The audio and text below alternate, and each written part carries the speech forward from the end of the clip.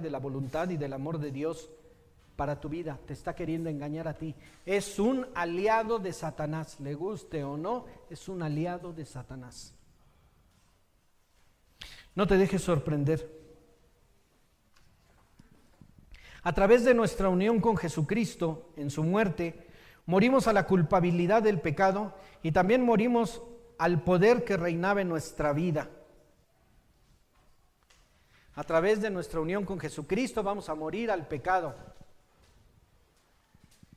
Y el poder del pecado que reinaba en nuestra vida. ¿Qué quiere decir esto? No lo sigas cargando, ya no puede reinar en tu vida el pecado. Ya no. Ya Jesucristo fue a la cruz por eso. Ya no reina sobre de ti, ya no tienes más por qué andarlo cargando. Esa es una realidad y sucede en el momento en que somos salvos. Cuando Dios nos libera del dominio de las tinieblas y nos traslada al reino ¿de quién? De su Hijo amado. En Colosenses, ya no lo busques, en Colosenses capítulo 1 versículos 13 y 14 dice: el cual nos ha librado de la potestad de las tinieblas y trasladado al reino de su Hijo amado, en quien tenemos redención por su sangre, y por su sangre el perdón de pecados. Amén. Pablo se refiere a la presencia continua e incesante actividad del pecado. Aunque ha sido destronado como poder soberano en nuestra vida, aún trata de ejercer influencia sobre nuestro diario vivir. El pecado va a querer, Satanás no se rinde, y el pecado va a querer estar en ti y reinar tu vida. El pecado va a querer seguir continuando en ti, pero ya no tienes por qué cargarlo. Déjame leerte dos lecturas. Gálatas 5:17 nos dice: porque el deseo de la carne es contra el espíritu, y el del espíritu es contra la carne, y estos se oponen entre sí, para que no hagáis lo que queréis, para que no hagas lo que quieras. Y la siguiente lectura, la primera vez que yo la leí, la volví a leer porque yo no daba crédito a lo que estaba yo leyendo en la palabra de Dios. No daba crédito a lo que leía. Y son palabras de Pablo. Yo te voy a invitar a que después lo leas. Es Romanos 7, del 14 al 25, te lo voy a leer. Esto es, para mí, es y sigue siendo y será sorprendente. ¿Sabes quién era Pablo? Un apóstol de Jesucristo. Por ahí dicen que no. Decía mi hermano, oye, le decía a mi papá, Pablo no conoció a Jesucristo. Y le dice mi papá, lo conoció mejor que tú y que yo. Te equivocas.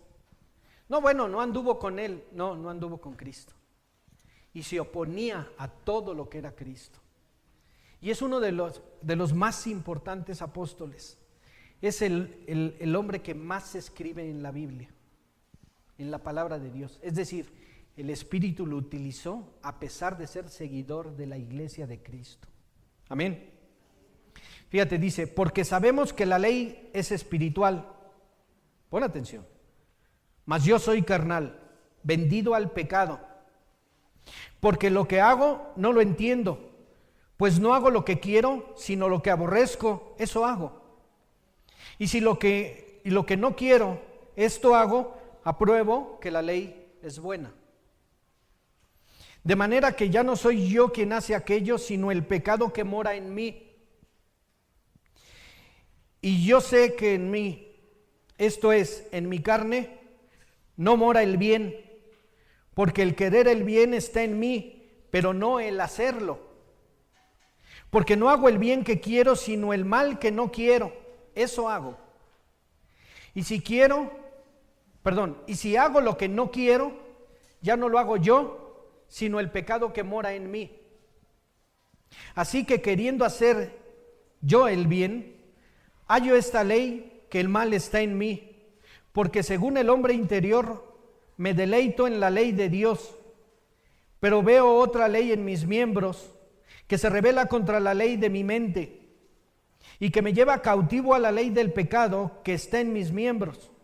Miserable de mí, ¿quién me liberará de este cuerpo de muerte? Gracias doy a Dios y a Jesucristo nuestro Señor. Así que yo mismo con la mente sirvo a la ley de Dios, mas con la carne a la ley del pecado. Si no te impacta, hermano, vuélvelo a leer después. Pablo, uno de los hombres más cercanos a Jesucristo, después de haberse convertido, tenía problemas. Dice, en mi mente está la ley de Dios, pero no en mi cuerpo. Porque lo que quiero hacer bien, según mi mente, porque es lo que me dice el Señor, no lo hago. Hago lo que no quiero, porque el pecado mora en mí. ¿Qué quiere decir esto, hermano? No es para escandalizarnos, al contrario. ¿Qué quiere decir esto? Que mientras estemos vivos, seguiremos pecando. Hasta que venga el Señor y perfeccione su obra. Pero ¿sabes qué? El Espíritu, si vives bajo estrecho contacto con el Espíritu Santo, poco a poco irás pecando menos, cada vez menos, hasta que un día venga Jesucristo y nos cambia. Y perfeccione su obra, dice la palabra. Amén. Amén. Entonces aquí Pablo nos habla de la lucha y la batalla que él sostiene en contra del pecado, y al cual es posible vencer únicamente por el Espíritu Santo. Amén. Pero ¿cuál es la respuesta o la salida a tan vital aspecto en nuestra vida? En Gálatas 5:16 dice, digo pues, andad en el Espíritu y no satisfagáis los deseos de la carne. ¿Y qué significado tenía? ¿Qué significado tenía, hermano? Ahora regresamos al primer punto de esta prédica. No es necesario que si quieres pasar al primer punto, pero te lo voy a leer. Dice, andad en el Espíritu significa vivir bajo la influencia y el control del Espíritu Santo en estrecha dependencia con Él. Es la respuesta. Andar en el Espíritu Santo es volver al punto número 1, con lo cual inició la prédica. Amén. Vivimos en dependencia de Él. Cuando estamos bajo su influencia y control continuamente, exponemos nuestra mente a su voluntad y buscamos obedecerla. Esto a su vez se logra a través de la oración.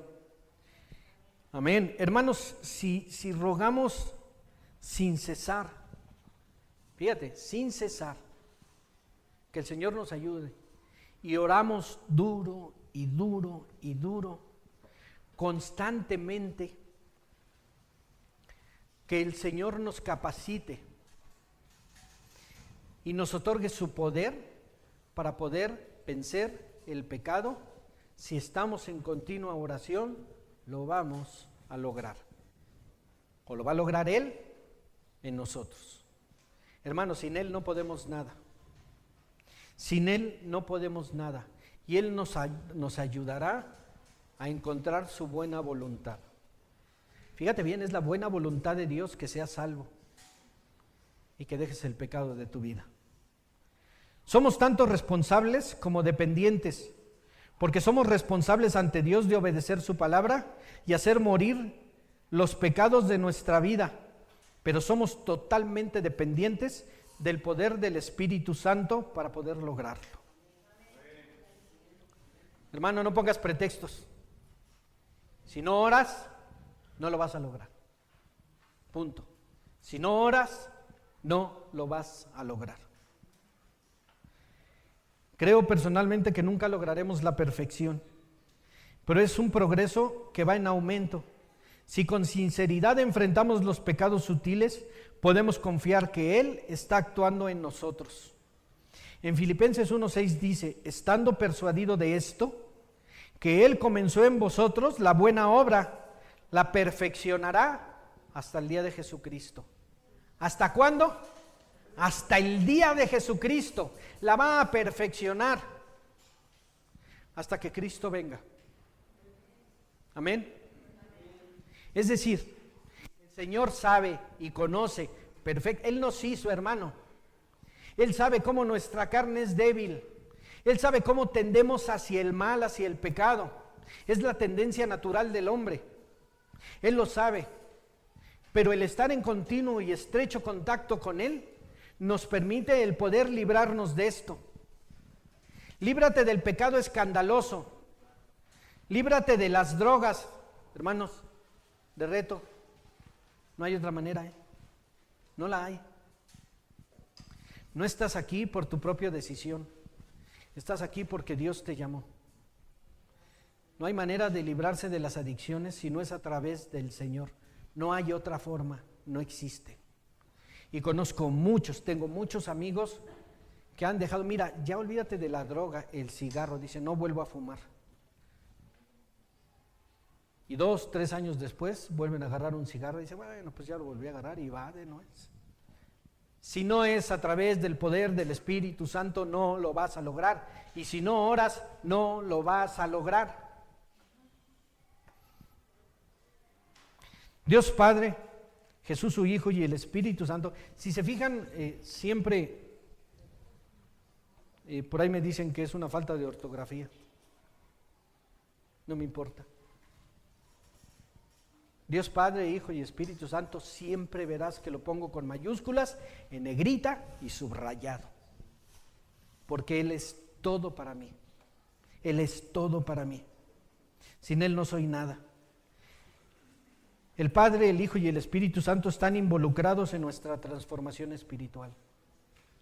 Recuerda que los tres son uno y cada uno al mismo tiempo es independiente. Es fácil de entender. No, hermano, no es fácil de entender. Solo créelo y ya. Punto. Solo créelo y ya. El Espíritu Santo trabaja de muchas formas. Pero veamos 2 que son las más importantes. Nos convence de nuestras iniquidades, porque no podríamos resolverlas, en especial las sutiles y aceptables, los famosos pecados respetables. Nos capacita y nos da fuerza para confrontar nuestros pecados. Esas son las 2 acciones principales del Espíritu Santo. Nos capacita y nos da fuerza para confrontar el pecado. Aunque parezca que no mejoramos, Él sigue en nosotros. Quiere que aprendamos y que dependamos absolutamente de Él. Posiblemente, aunque Él se entristezca por nuestro pecado, utilice esa situación para doblegarnos y que clamemos a Él reconociéndole. Sin el Espíritu Santo no vas a poder, hermano. Él quiere que seamos humildes, que seamos sencillos y vayamos de rodillas delante de Él a suplicarle. ¿Y sabes qué? Dios es bueno.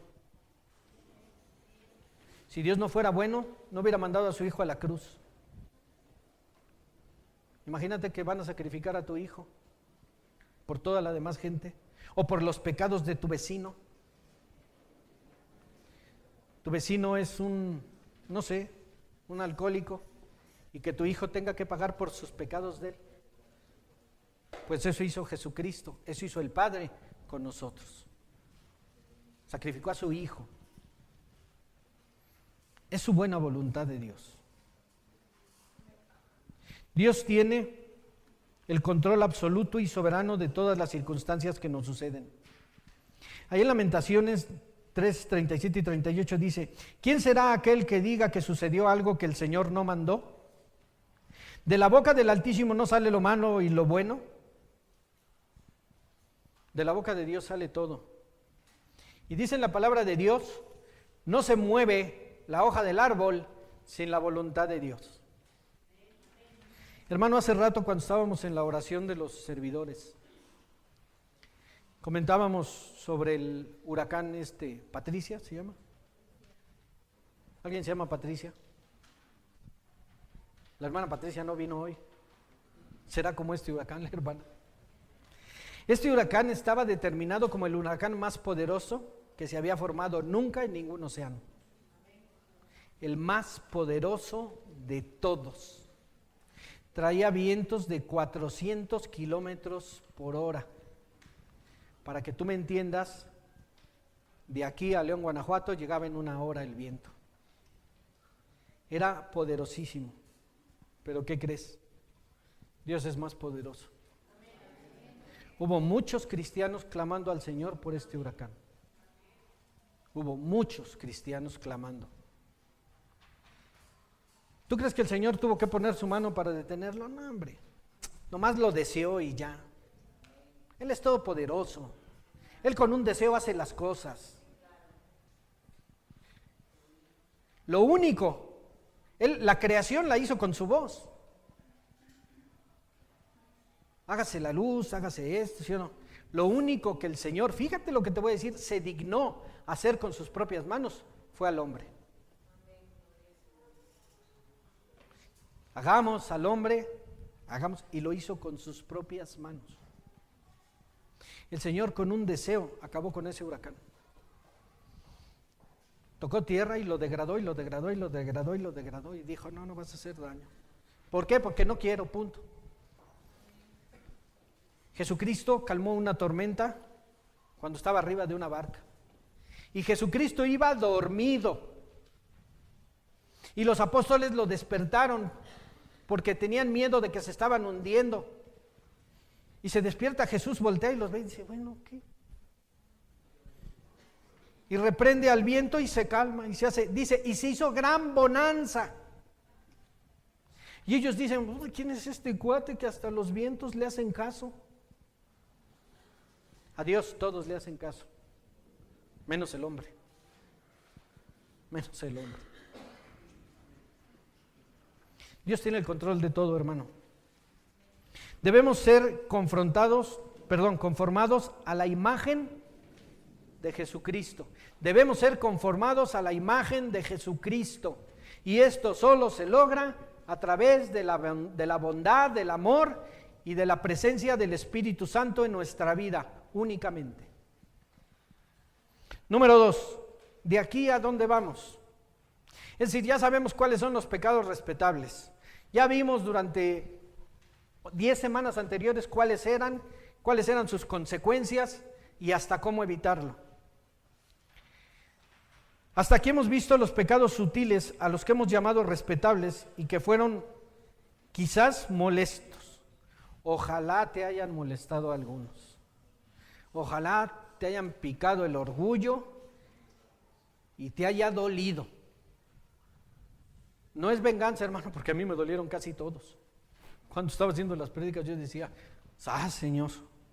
Y el Señor me daba duro como mi mamá con la chancla, ¿no? Me daba duro. Yo tengo mucho pesar por una hermana que vino. En esos tiempos la trajo aquí la hermana Mónica la trajo. La hermana Mónica trae a mucha gente a la iglesia, les habla de Dios a la gente. Es una guerrera de Dios, de verdad. Hermana, póngase de pie, hermana Mónica. Al Señor le gusta que honremos a los que lo honran. Y yo pido en mis oraciones por usted, hermana Mónica, porque usted me ha enseñado cómo traer gente. Amén. Tome su lugar, hermana. Dios la siga bendiciendo, hermana. Tome su lugar, hermana. La hermana Mónica trajo a una mujer que se sintió agredida, creyó que las prédicas las habíamos hecho para ella. Y se sintió agredida y por eso no quería venir la hermana. Sí, ya la vi. No se ofenda, hermana. Mire, no había venido usted. Esta es la prédica que yo tengo. Ahorita que termine se la voy a regalar. Esta, donde vienen mis conceptos y demás. No sabe qué gusto, y no me da gusto por usted solamente, sino por todos. José Juan, ¿te picó algo todos los pecados respetables? Híjole, allá también. Me dolió que el Señor me hablara de tantas cosas. Hermana, Dios estaba tratando con su corazón. Dios, ¿qué cree? Dios la ama. y mandó a su hijo a la cruz por usted, hermana. Y Él quería que usted fuera salva. Y le tengo una mala noticia, hermana. Le va a seguir dando duro, hermana, duro. Pero ¿sabe por qué? ¿Por qué una madre castiga a su hijo? Mira, porque lo ama. El que ama reprende a su hijo. Mi papá nunca me pegó. Mi papá era un hombre que sacaba el cinturón y hasta chicoteaba en el aire. Y jamás nos pegó. Un día yo tenía como 13 años cuando se enojó conmigo y sacó el cinturón y yo me quedé ya así. Y le dije, papá, ¿me vas a pegar?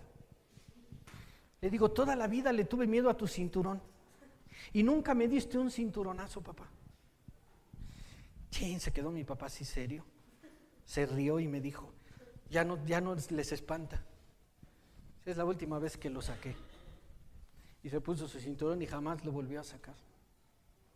Mi papá castigaba de otra manera. No, hombre, los castigos eran, la que me chancleaba era mi mamá. Y si corría, el chanclazo iba a la cabeza.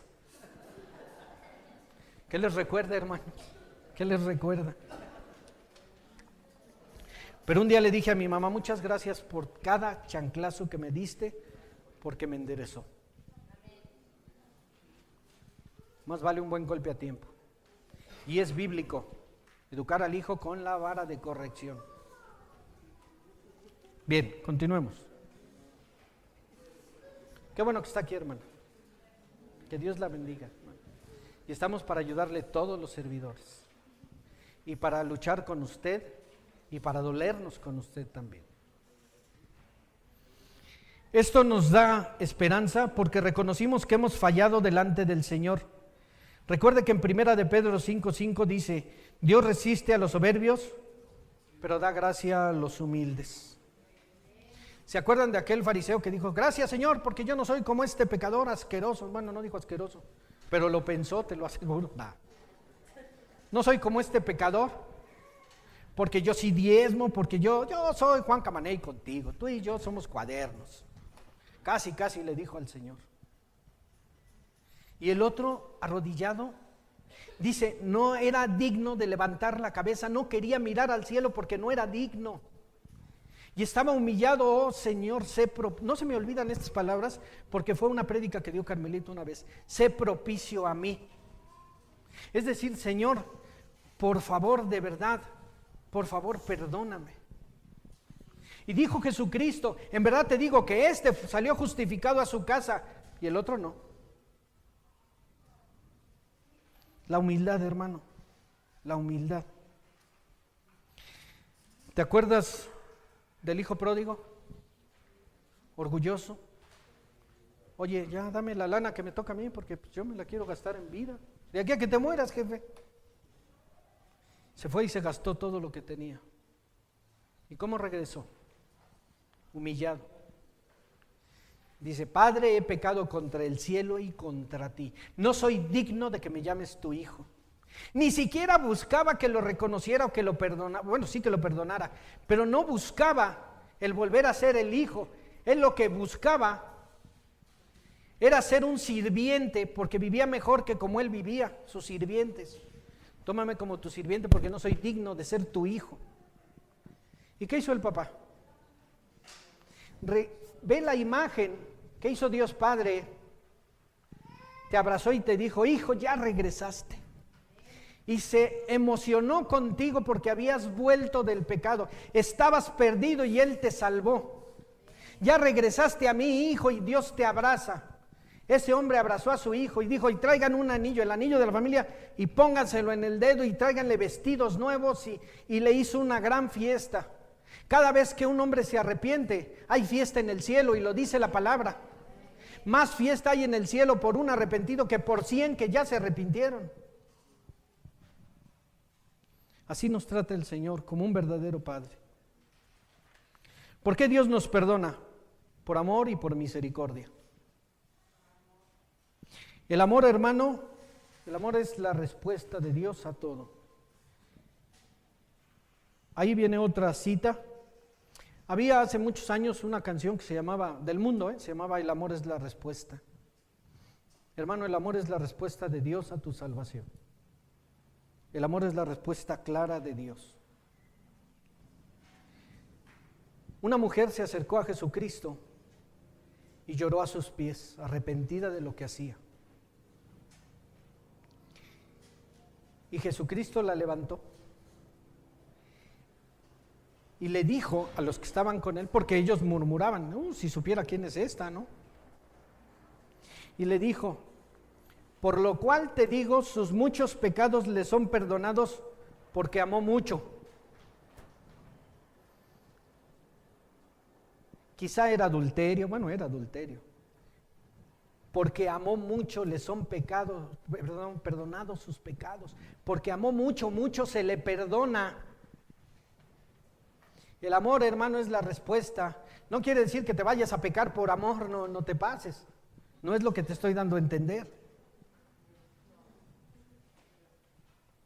Lo voy a hacer por amor. Le voy a robar a este hermano por amor. Por amor a mis hijos le robo a este. No, hermano.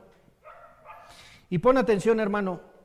Un gran amor por Él, por Cristo, hará que se desvanezca nuestro afecto por el mundo. Esta es la respuesta natural al conocer más su profundo amor. Mientras más estés en el amor de Cristo, menos vas a estar enamorado del mundo. Porque te vas a dar cuenta y Dios te va a abrir los ojos que no es bueno.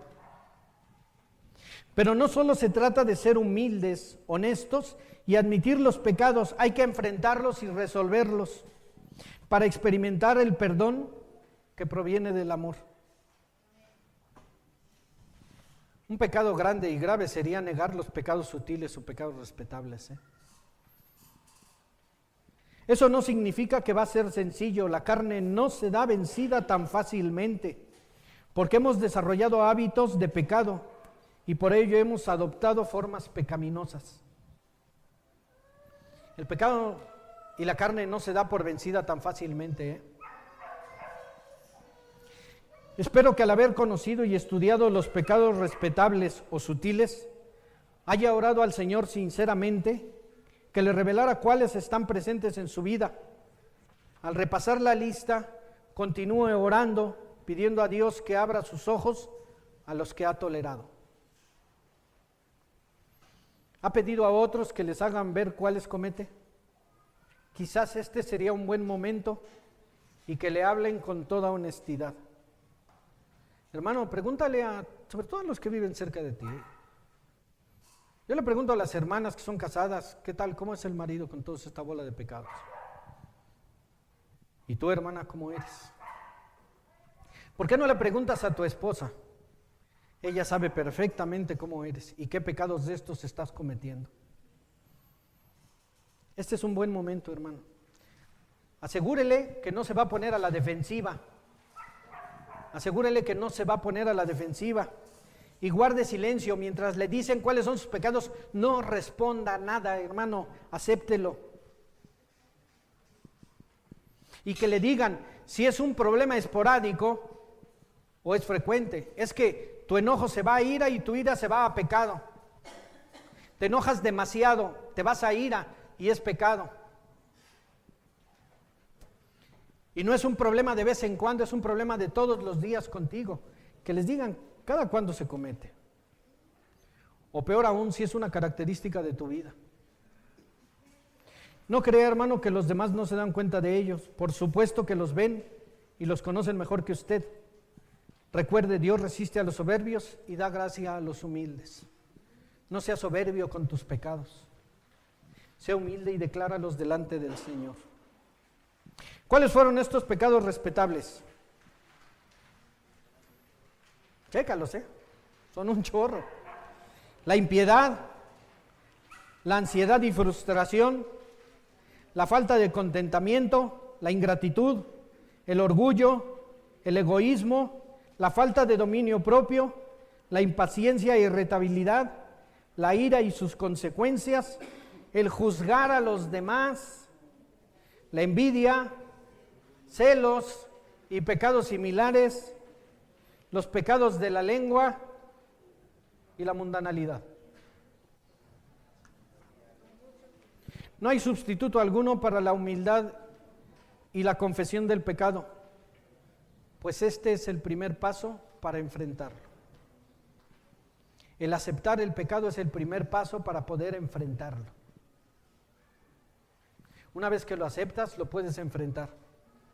Una vez que lo aceptas, ora. Pídele a Dios, al Espíritu Santo, y Él te va a ayudar. Amén. Vamos a la conclusión, hermano. En Proverbios 28:13 dice: el que encubre sus pecados no prosperará, mas el que los confiesa y se aparta alcanzará misericordia. No son mis palabras, son las palabras del Señor. Y si Él promete, Él cumple. El Espíritu Santo obra en nosotros para convencernos y hacernos conscientes de nuestros pecados y para capacitarnos y hacerlos morir. Todo a través del Espíritu Santo. Dios nos libera de la culpabilidad del pecado y de su poder a través de la muerte expiatoria de Jesucristo en la cruz, y lo realiza por la obra misteriosa, pero real y efectiva del Espíritu Santo. Amén. Es decir, Dios nos liberó ya de la culpabilidad, nos liberó del pecado a través de la muerte expiatoria de Jesucristo. Pero ¿cómo lo realiza? A través de la unción, de la bondad y del amor, del trabajo del Espíritu Santo en tu vida.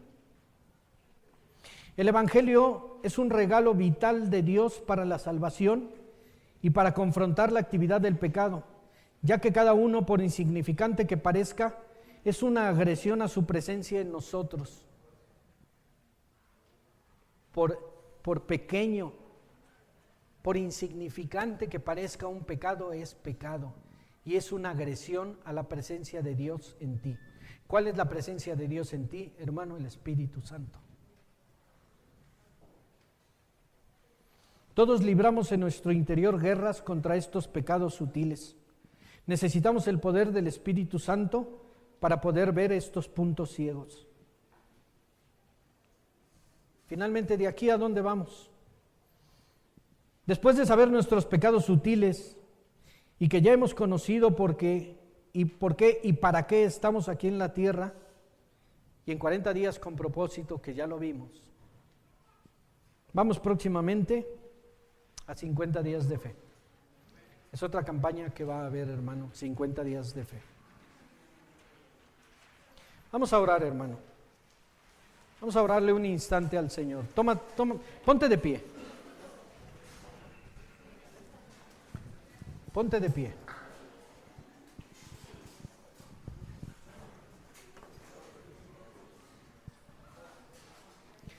Inclina tu cabeza, cierra tus ojos. Señor, Dios del cielo, de la tierra, Dios nuestro, Padre nuestro, gracias, Señor, porque nos has mostrado que a través de tu poder todo es posible. Nos has mostrado que el perdón de los pecados lo has hecho ya a través de la muerte y resurrección de Jesús, nuestro Señor y Salvador. Pero también nos has mostrado que es a través de tu Santo Espíritu como podemos lograr, Señor, el vencer estos pecados. No solamente, Señor, los pecados escandalosos, sino también los sutiles, los que aparentamos no ver o no queremos ver, pero que están ahí. Muéstranos cuáles son, Señor. Pero muéstranos, Señor, la gracia, la misericordia y la preciosa unción de tu Espíritu Santo para librarnos de ellos, Señor. Ven, Espíritu Santo, te pido, te ruego, te suplico, Espíritu Santo de Dios. Ven a cada uno de los hermanos y hermanas que estamos aquí reunidos, Señor. Ven a morar en el corazón de cada uno de ellos, Señor. Y muéstrales, Señor, claro a sus ojos, qué es lo que no te agrada, Señor, y qué es lo que te agrada. Y te pido, Señor, que muevas tu poder, Espíritu Santo, para que la vida de cada uno de ellos cambie, Señor, y sea de agrado para ti. Llena sus vidas, Señor, de ti, Espíritu Santo. Ven unción del Espíritu. Ven a cada uno de los que estamos aquí y de nuestras familias. En el nombre de Jesús, Señor. Amén.